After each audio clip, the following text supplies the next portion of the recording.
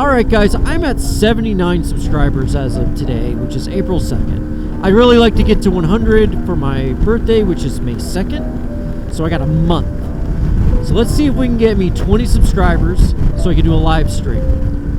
Don't know if I'll do it my birthday weekend because I might be I might have too much fun. But it is something that I'd like to get done in the month of May. And, yeah, I would like to get something done in the month of May. I would like to do a live stream in the month of May, right before, or right as riding season hits peak. So if you could, please like and subscribe. Tell your friends, hey, you know, this guy's doing some good work. He's trying to get to 100. Let's get him there. It'd be greatly appreciated. And I'll catch you guys later.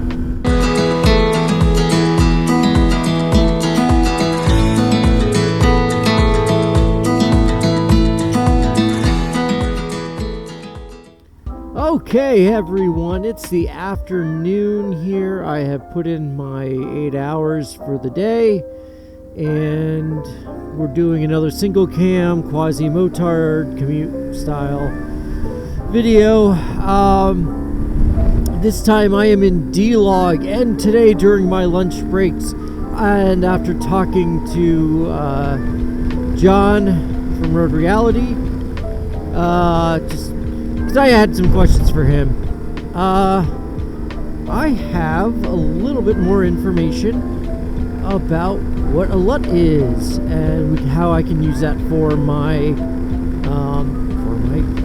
on DaVinci. So what I'm going to do is I'm going to go home. I'm going to record this today. I'm going to go home and put that on. Now I did use Martin Moto. The Martin Moto video, I did mess with the LUT because I had that, so I did have that in D-Log so I could fix it in post, which is fine.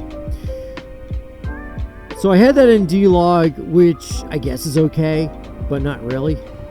And D-Log at Martin Moto, and I was definitely putting the wrong stuff in.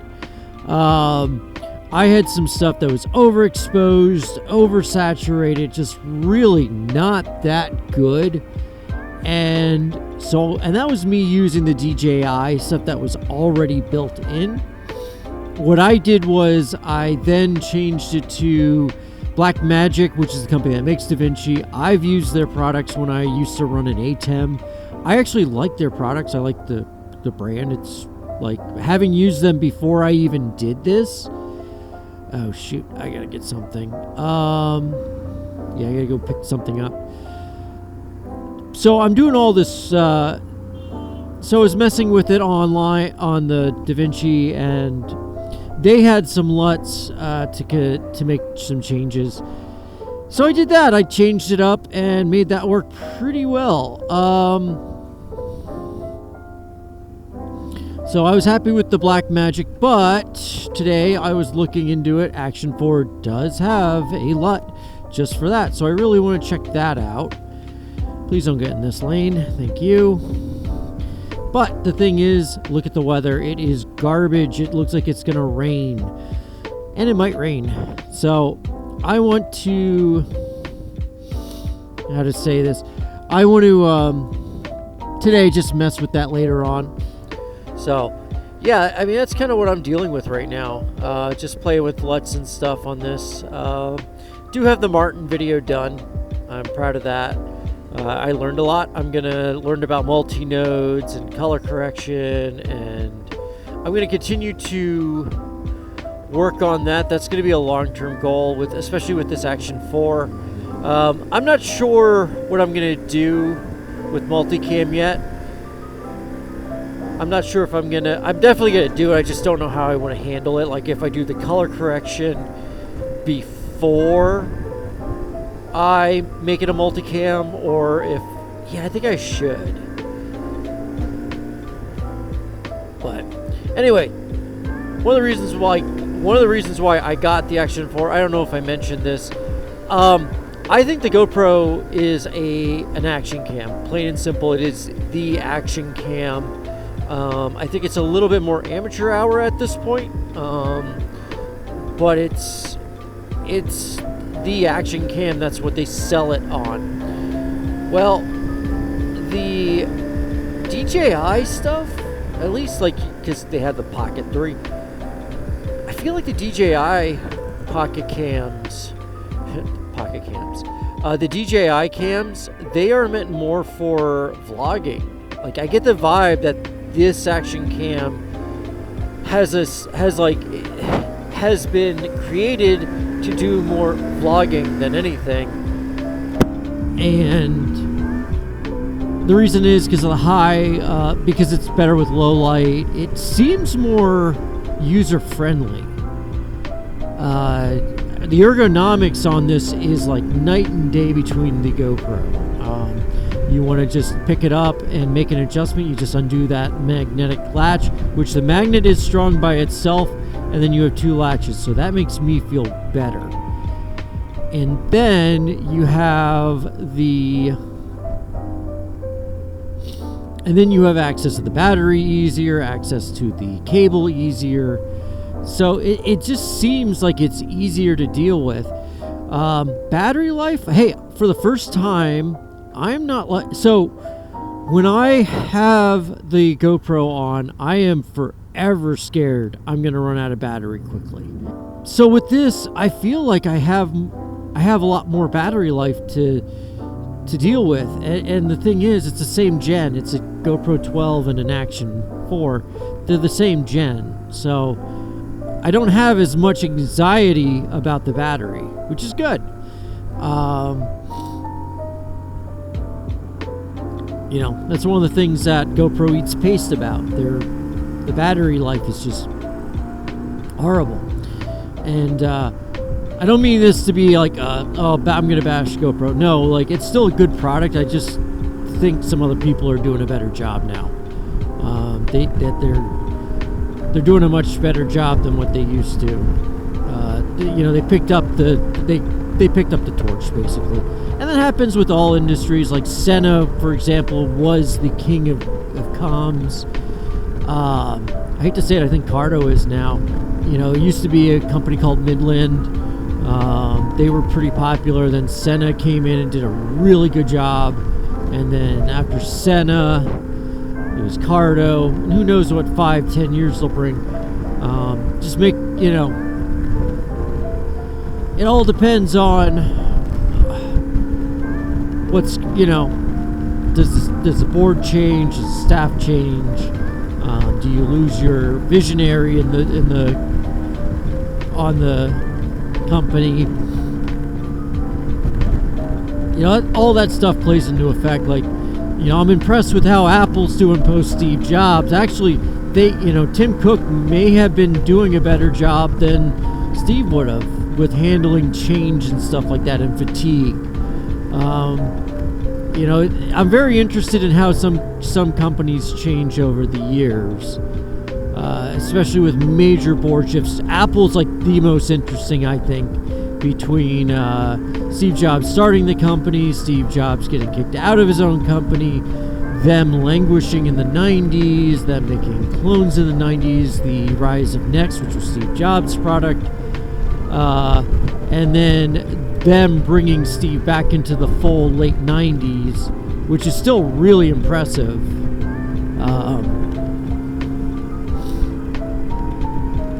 And then the thing with him is, at that time, you believe it or not, Johnny Ives, the guy who designed like a lot of the really cool products, that guy was working at the worst time of Apple in the mid-90s. He was designing really ugly towers and everything, and the next thing you know, he's designing the Apple MacBook Pro, the iMac, all that stuff.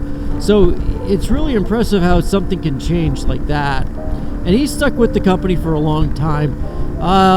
Should they have given him software design? Well, maybe not, but you know, that was their choice. And let's see, what else?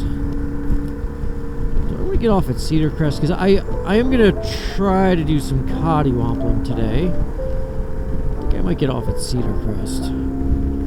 And this guy's probably like, what an asshole. So Coddywampling, I could pick up like 3 or 4. I'll pick up a couple coffee places. And if I see a cannon, I'll pick up a cannon. That was one of the things, cannons, I don't know why. There's a reason why. Unless it starts to rain, which... Am I starting to see raindrops? Yes. Crap. I'm actually going to head home now. Never mind. I was going to hit up a Starbucks. Not for that reason. Not for the coffee. Not because I have a GS. But... looks like it's raining now, so maybe I should just get the heck home. I'll do some Coddywampling. Like, these are stuff I can do any day of the week. Or any ride home. I was looking up some more coffee shops today, locally. Because that's going to be my main thing. I did submit mine. I'm waiting for approval. Usually they approve by now, but everybody's busy, so... But yeah, so, I mean, I'm really enjoying the testing purposes of this.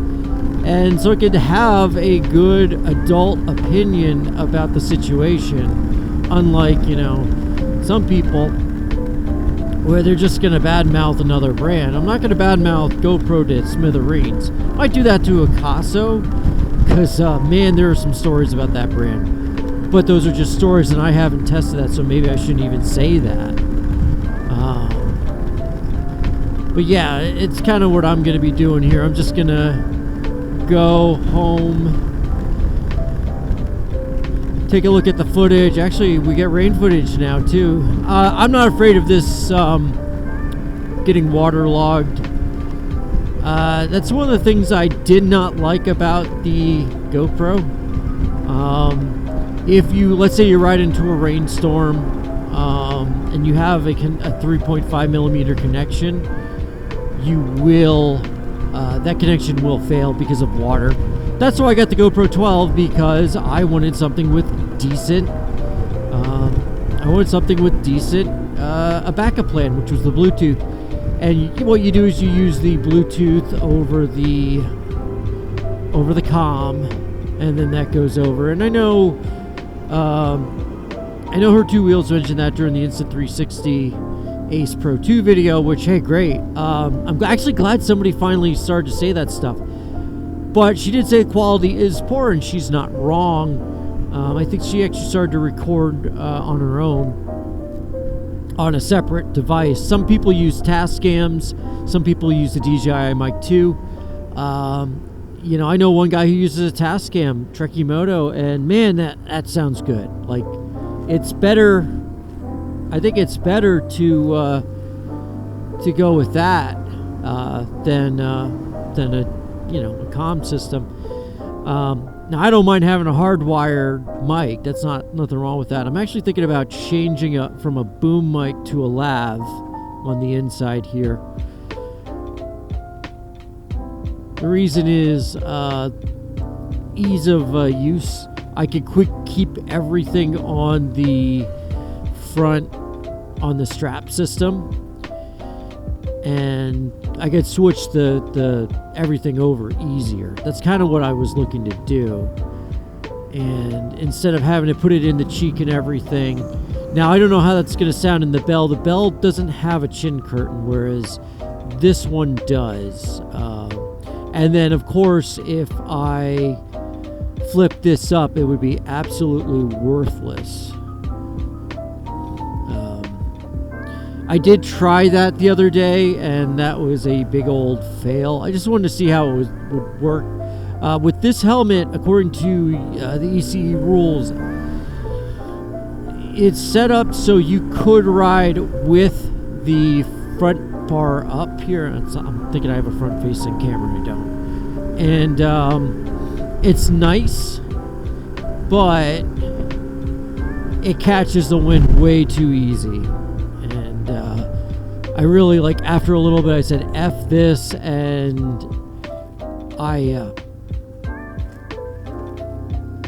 quick just, like, folded this down, changed the mic up, and I was back to normal.